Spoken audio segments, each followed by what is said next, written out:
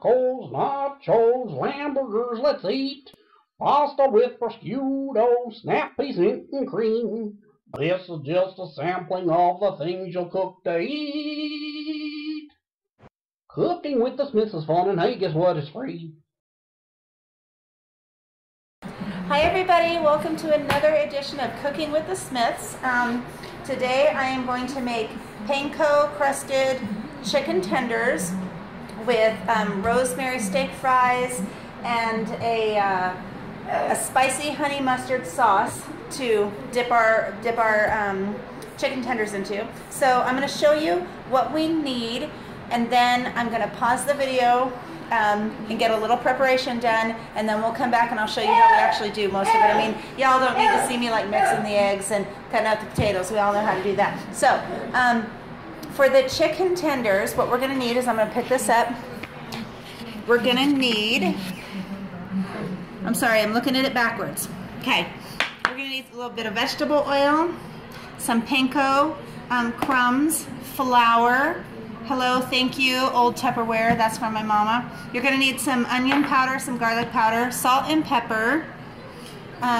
You're going to need 3 eggs, of course, your chicken tenders, which I have defrosted here sitting in a bowl, and approximately about a 1/3 cup of water. That's going to go with the eggs to make part of the batter. For our steak fries, I just have a couple nice big large brown potatoes here that I'm going to cut up. They're already washed and everything. You're going to put, or I put, you can put whatever you want on them. I put some basil. Again, we're going to use our garlic powder on here, and you're going to coat them with a little bit of olive oil. I'll show you how that works. And then for our dipping sauce, what we're going to use is rice vinegar, some hot mustard. You know, it says Dijon mustard, but as long as it's kind of like a hot mustard, you're good. Some yellow mustard and some honey. And of course, I always like to say, use your honey that's in your area, because you know, you acclimate to the pollens and things that are in your area as far as allergies might go, and so the bees obviously are going to carry those pollens. So if you have natural honey, this may not affect your allergies, and it can actually be better for your health. On top of that, you're going to want to add some hot sauce. Mark would not help me, so God help him when we try this. I'm going to use Dave's Gourmet Insanity Ultimate Hot Sauce. So this is what we have. And I am going to go ahead and pause the video so that I can do some of the prep, and I will come back and show you more of how to make this. Stay tuned, everybody. Hi guys, I'm back, and I'm a couple minutes in, and what I've done is I've sliced up my potatoes into nice big steak fry sizes. I realized that I think I said that we were going to have rosemary steak fries. We're actually not. We're going to have basil garlic steak fries, and here's the reason. I need one of those fancy schmancy, you know, grinding bowls so I can grind up my rosemary. We've got fresh rosemary in the back, but it still needs to be a little ground up. So I'm going to use basil because basil is also sweet. I love basil. But anyway, I wanted to show you, you know, I've just sliced these up into good steak fry sizes, and then what I do, these are raw potatoes. So I have this awesome, as I always say, pampered chef doohickey here. This is a vegetable steamer. It works in the microwave, makes things very simple. So what I do is I put all of my chopped up potatoes in there. I'm going to add just about maybe, I don't know, a tablespoon of water to it. And I cover it up. It has this really cool thing where you can drain it once it's done. So I put just about a tablespoon in there. I'm going to put it in our microwave. We've got the baked potato setting. If you don't, you know, maybe 3 minutes per potato. But I'm going to actually tell it 4 potatoes, even though it was 2, because those were really large potatoes. And even though they're cut up, I want to make sure that they're good and soft before I put them in the oven. If they're still raw and hard, they're not going to bake up the way that we need them to. If you can hear some music in the background, that would be Tanner dancing in front of my fan that I have set up, because our kitchen gets really hot, especially when the oven is turned on. By the way, another thing you're going to want to do for these potatoes is preheat your oven. I preheat mine to about 390 for this, just because I want to make sure that they get really golden crispy. They're gonna, of course, soften in here, but I want them to bake in there. So preheat your oven. While you're doing this part, I'm gonna pause and I'm gonna get to another part of the preparation, and I'll be right back with you guys. Hang on. Hi everybody. Okay, so while we were paused and while the potatoes were in the microwave, baked potatoing, I busied myself with covering just a cookie sheet in foil. Trust me, this is going to make your cleanup so much easier. Still going to want to wash that pan because you don't know what got under it, but yeah, makes cleanup much easier. One thing that I did decide to do, even though we're not going to use our fresh rosemary, is I decided to go and get some of our fresh chives out of the garden. So we're going to add these to our potatoes. So I'm going to take this out. Now here's what I was saying. I do this in the microwave. It kind of bakes them. I am hoping that you can see the difference. I'm sure you can see the steam. Ooh, and some of them just fell out. And hot. They're really, really hot. They're really, really hot. Really, really, really hot. So what I'm going to do is go ahead and pour out the excess water. Like I told you, it has this happy thing that we can do that with. So I'm over here pouring out the excess water. I'll just be a minute. Sing Jeopardy if you want to. Okay. So now I've taken the excess water out. I'm just going to go ahead and dump these right onto my pan. Covered again in foil because it just makes it easier. Trust me on this. I'm going to get a fork just because I don't do well with hot things. Mark and my mom, they can touch hot things with their bare hands, and I just look at them like they're absolutely insane. I just can't do it very well.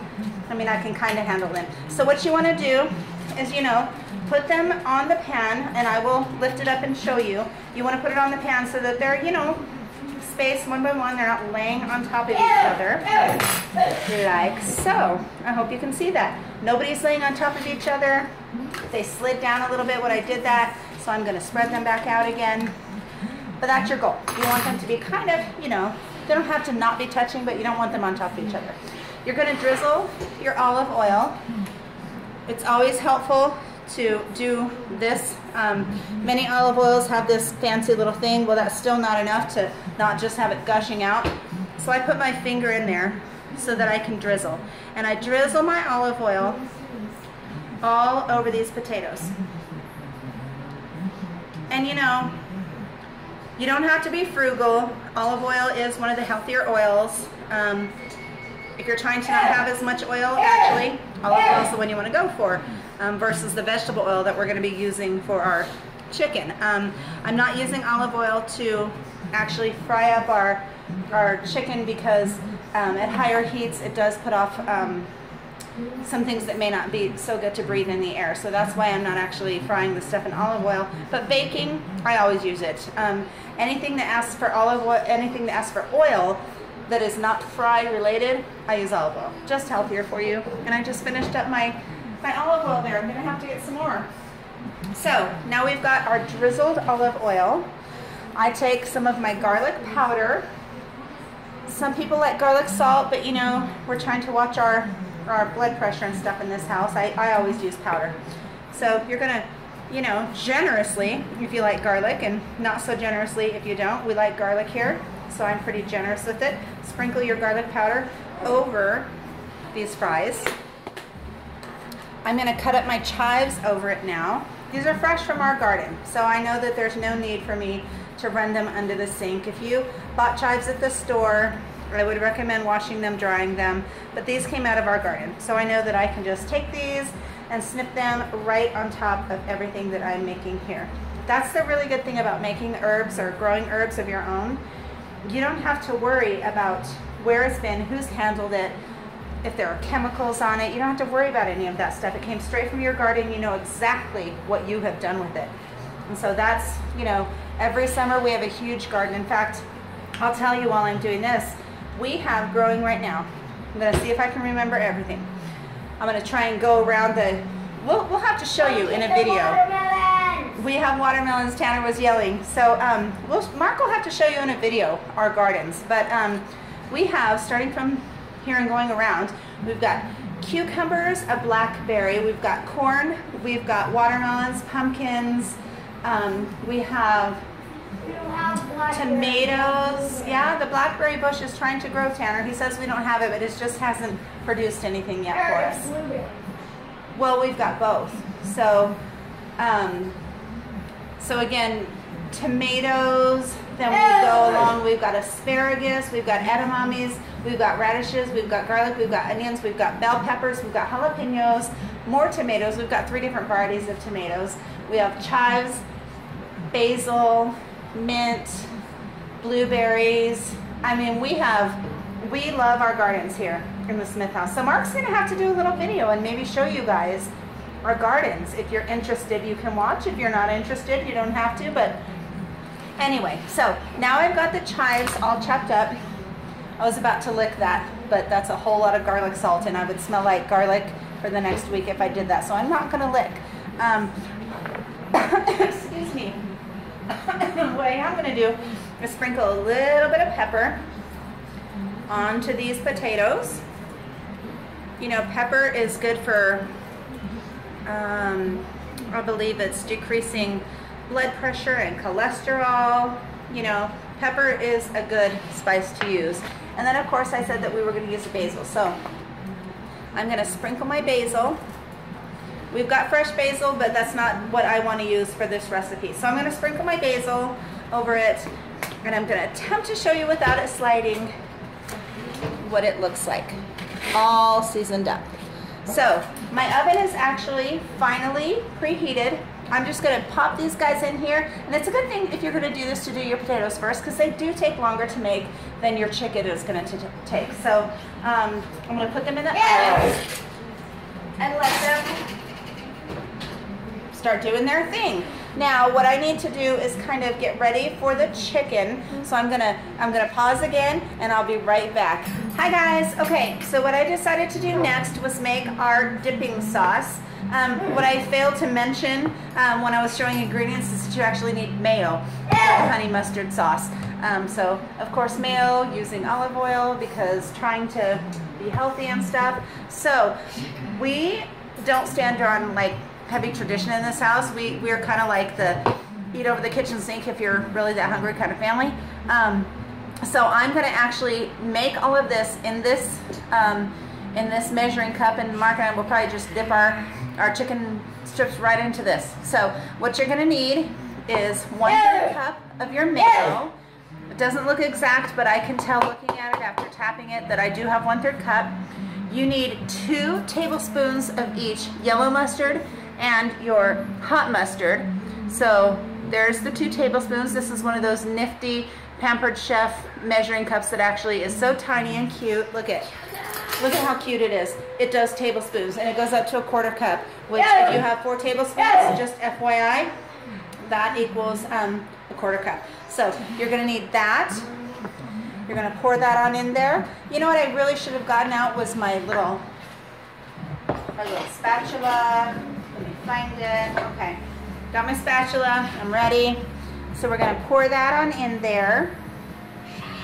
Both mustards. As much as we can get out. I think that's good enough. You're going to need 2 tablespoons of honey. Again, we use our homegrown honey here. Thank you, bees. We don't, that's flour, honey, that's not sugar. Tanner's looking at my flour jar. My flour jar looks exactly like my sugar jar. We have no sugar, honey. We used it all for the hummingbirds. Aww. Yeah, I have to go and buy some sugar because we used all of our sugar for the hummingbirds. Tanner, you can't just have raw sugar. Okay, the other thing that you're going to need, I'm going to stick this on in here, is you are going to need a tablespoon. Let me check the recipe real quick. Yep, a tablespoon of your rice vinegar. Pour that on in there. Tanner, Jacob, stop.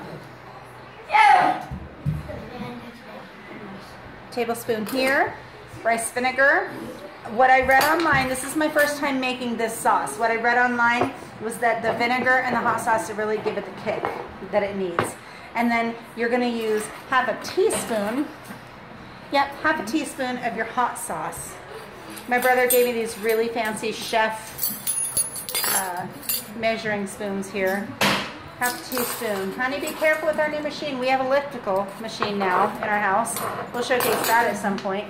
Boys are loving it. I'm loving it, but it does get loud and it does get scary that they're going to fall off of it. Anyway, trying to get our half So, half a teaspoon of our hot sauce, which, considering it's Dave's insanity, is quite a lot of hot sauce. I hope you're ready, Mark, but you wouldn't help me choose the hot sauce, so here we go. All right. We're probably going to be eating this stuff going, Zantac, somebody give me Zantac. My stomach's already burning. We don't have any more milk. Oh my gosh, what are we going to do? You're going to mix all this up. Wow. It's already looking, with that Dave's in there, it's already looking a little hot because, you know, usually your honey mustard sauce, even spicy hot honey mustard sauce, looks yellow. Yeah, this has an orange tint to it, which tells me, and it smells, well, it smells more vinegary. So let me stir it up and I'll give it a taste and I'll tell you guys what I think. And if I need to adjust it. You know, sometimes you need to adjust. People's recipes are based on their own taste. So of course, anything you guys see here, you know, adjust it to your own taste. Don't just go off of what we say.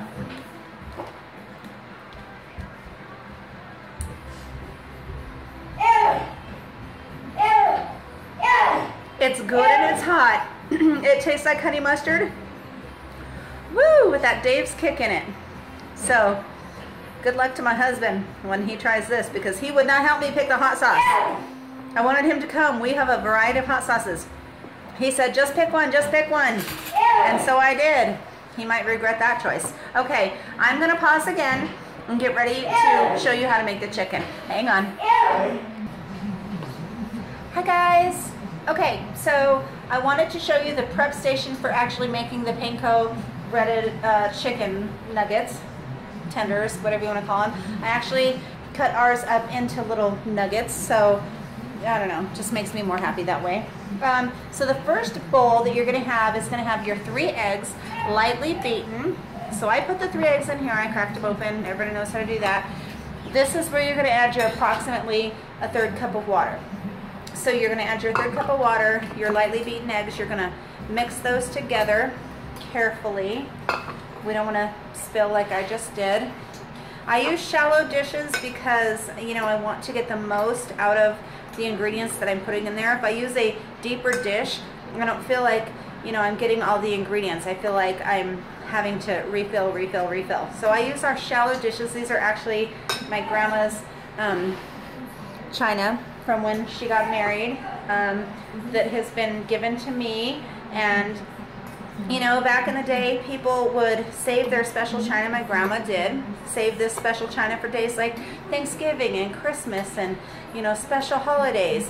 Well, you know, after my grandma passed away and these dishes were given to me, I decided, why not enjoy this that my grandma loved and picked and wanted so much every single day. So we actually use and eat off of my grandma's china every single day, and I encourage people to do that because you're just wasting it if it sits in a cabinet. So there's my little thing about that. Your second dish is going to be, I'm looking at my recipe, your second dish is your flour. So it consists of the 1/3 cup flour, half a teaspoon of onion powder, 1/4 teaspoon of garlic powder, salt, pepper to taste. I've already put the salt and pepper in here, as you can see. I've already put salt and pepper, so, and I already washed those fancy schmancy, you know, spoons that my brother gave me. So it's a good thing I have these ones that I grew up with from my mama. She gave me the ones that she used to use when we grew up. So the good thing I have these. So we're going to do a half a teaspoon of onion powder approximately. And looks about right. We're going to do a 1/4 teaspoon of garlic powder approximately. I mean, obviously it's falling over the side. Looks about right. We've got those 2 in there. And then we're going to stir this up. We want this to be nice and mixed up. You know, take your time with this. You want it all to be mixed. You don't want some parts of your chicken to be all flour and some parts of it to have this overwhelming garlic and onion taste. So take your time and really mix this in. Really stir it in. You know, I guess some people call it folding it in. To me it's stirring, you know. Let's be simple about this. We all cook the same way in the end anyway. So really make sure that this is mixed in really well. And your last bowl is going to be your Panko crumbs. It says to do about 2 cups, whatever. pour in however much you think you need to coat your chicken. If you don't have enough, pour in some more. That's how I do it. I don't measure this stuff because, you know, things like that aren't the cheapest in the world. So again, I have cut up my chicken into what I call nugget size. I just used the little chicken tenders, defrosted them, and then I cut them up into nugget size. Now right now I'm waiting for my vegetable oil to heat up. I only just started this before I turned on the camera, so it's going to take another couple minutes, so I'm going to go ahead and pause the camera while we wait for this. But just so you know, there's, you know, maybe half an inch of vegetable oil in there. I know it seems like a huge waste, but you want your chicken to be completely covered by the oil. You are going to flip it once because the bottom of the pan is always hotter than the top, but you know, you don't want to be cooking in like this little thin thing and then your chicken doesn't get cooked and it's not crispy like it's supposed to be. So I'll also show you at the end my little trick to getting rid of all that leftover vegetable oil, because you don't want to pour it down your sink. Bad thing. Trust me, my brother is a plumber and he was like, don't ever pour oil down your sink, ever. So on top of that, we've learned pasta and rice are bad too. Don't ever put those down your sink. So I'll show you my special little trick after the fact to show you how we get rid of that. But this is how you make your 3 stations. We're going to end up dipping in the egg, dipping in the flour, re-dipping in the flour, dipping in the egg, and then dipping in the panko, if I am correct. And if I'm wrong, I'll show you the proper way that they actually say to do it. My first time making this particular breaded chicken recipe. So hang tight, and we will be back as soon as this oil is ready to make these nuggets. Hang on. Hi guys. Okay, our oil is ready, and so I'm going to start the process. How I know that my oil is ready is I take a little bit of flour and I drop it in there. If that stuff bubbles up like crazy and it's just instantly kind of like gone, like it almost looks like a soda fizz, I know that my oil is ready. So the first thing that I'm going to do is tell you that I was completely wrong. First, it says to dredge your chicken in the flour mixture, add it to the egg, shake off the egg, put it back in the flour, add the panko, smush it, and then put it in the pan. So here we go. Let's give this a try. I'm going to do several all at once because, like I said, I cut mine into nugget-sized pieces. So I'm going to dredge it through the flour. I am going to dip it in the egg sauce and shake off the egg. Dip it in the egg, shake off the egg, put it back in the flour. Apparently what this does is makes it extra crispy. So then we're going to take it over to the panko mixture. And what you do is you actually want to kind of push your chicken into the panko. You push it in there, you turn it over, you make sure that I'm making a huge mess with my panko over here, but that's kind of expected. Push the panko into your chicken, and it should stick, you know, because there's still some egg in there, even though you dredged it through flour again. This is kind of what it's going to look like before you put it into your oil, kind of nice and covered. And wow, yeah, that oil is ready. So there we go. You start. It says to leave it in here for 4 minutes each side. But again, I use tenders. Oh my gosh, you guys, this is already getting way too burnt. So what I'm going to do is take this off of the heat. Because what I can tell you is that the panko and stuff is burning, but my chicken is not cooked. Let me show you. Wow, crispy burnt. But I can tell you my chicken is not cooked. So what I'm actually going to do is remove my oil from the heat. You know, this is New Mexico, and we're used to frying tortillas. I hope that doesn't make too much noise for you. We're used to frying tortillas and everything in really hot oil. That said to go on medium-high heat. That's what I put it on, but apparently too much, because I can tell you under there, that chicken is not done. I might pause this and wash my hands and cut it open so that I can show you exactly what I mean. So my recommendation, this being my first time making this particular recipe, is going to be only halfway heat your oil. You're going to want it to be at a nice medium, not a medium high, not a high, maybe a medium, maybe a low medium. We'll find out though. I'm going to let the oil cool. I'm going to cut this open and show you what I mean, that even though the outside is cooked, the inside is not. and then we'll get back to the rest of our chicken here. So hang on a minute. Hi everybody. Okay, so I wanted to cut this open and show you that it's not completely cooked. It's really hard to see here. It does look cooked, but there are some parts of the chicken that are still pink and clingy. It's not like flaky and stuff. It's not fully cooked. So this first round that I did, thank goodness it was only 3 of them, didn't work out. I might scrape off some of that stuff and put it back in there. I'll have to ask Mark if he's still hungry after this. And what I decided to do was go ahead while the oil was cooling and bread all of the chicken nuggets, just put them all through the whole process, and they're ready to go in. My oil is maybe where it should be. It's hard to tell because, you know, I'm used to it kind of bubbling up. So let's put on 1 chicken nugget and see what happens. It's bubbling. So what I'm going to do is go ahead and put them all in here. Now the recipe says to leave them for about 4 minutes each side. The way it's bubbling right now, that makes complete sense to me. Not sure if I'm going to be able to fit them all in my pan. The way it's bubbling right now, though, 3 to 4 minutes each side makes a lot of sense to me. The way it was before, it was just a complete, oh my gosh, everything's burning situation. So actually what I can tell you is I have had this off of the heat for about 6 minutes now. You all know that that cools pretty quickly.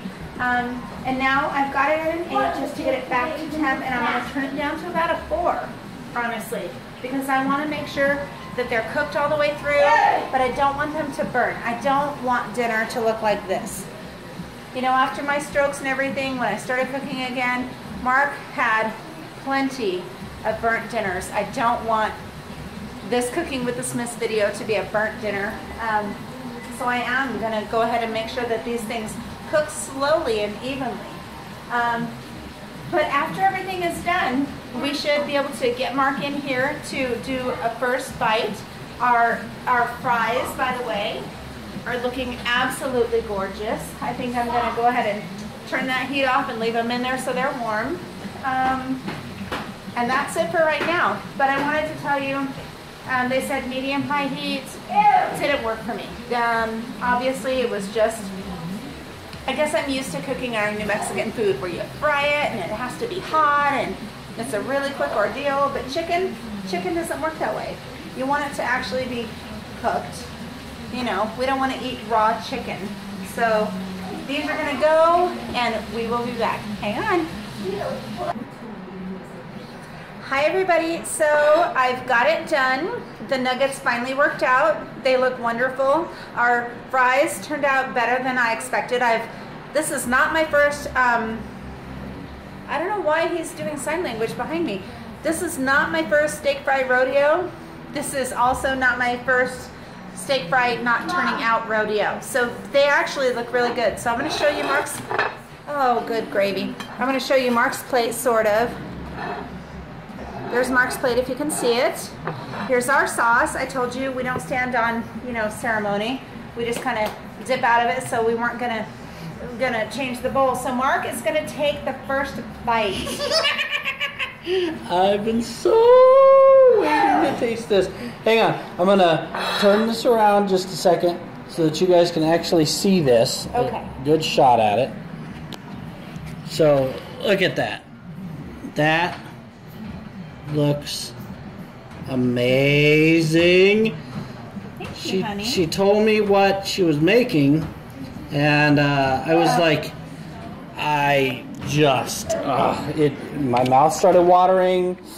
It was. I mean, he didn't even see the burnt ones. He did not see the burnt ones. I threw the burnt ones away.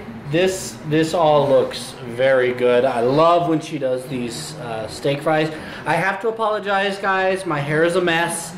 I was laying down watching reruns of Teen Wolf, and we finally shaved his head. My hair is a mess. It's just a mess everywhere. So he has no idea what it is to have this.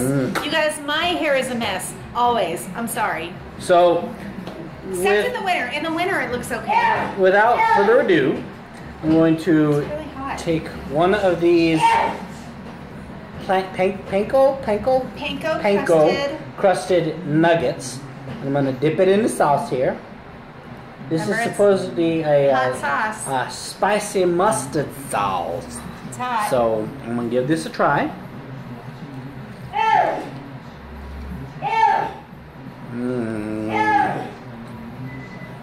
Oh, It's hot, huh? not the nugget. The sauce is woo! I told you. That is I went into the bedroom and told him it's hot. that is some spicy sauce, but I have to say this nugget, it is really tender, really juicy. It's delicious. It's not like overcooked. It's not hard in any way. It's very tender, very soft, very juicy. The panko crumbs have a nice crisp taste to them. And God, just the juiciness of the chicken contrasts with this very well. And the sauce just tops it off. The only thing to make this better are these steak fries. They've got rosemary on them. No, I went with basil. Basil. on Basil them. and our chives and garlic. Is any of the basil from our garden, or? I did not go with the basil from our garden just because it doesn't bake up as well. So I went with, but the chives are from our garden. That's one of the good things about having a garden, guys, is being able to put your own ingredients in. When she does the rosemary on top of them, pulls the rosemary out of the garden too, it's really good. These don't need ketchup by any means, but I love ketchup on my fries, so I'll probably put some ketchup there anyway. Anyway, this is delicious, you guys. I need to stop this recording so that I can eat this all up and put it in my belly. Tell it, get in my belly, and put it in my tummy. So, if you guys enjoyed this installment of Cooking with the Smiths, please be sure to hit that like button, give us a thumbs up, and leave comments below. Try this recipe. I think you will love it if you give it a shot. And subscribe. It was my first time making it. Really not hard. Aside from the beginning with the oil being too hot, not a hard recipe at all. And share us with your friends through Facebook, Twitter, Google Plus, and Instagram. And until next time, have a great evening, and we'll see you on the next Cooking with the Smiths. Bye-bye, everybody.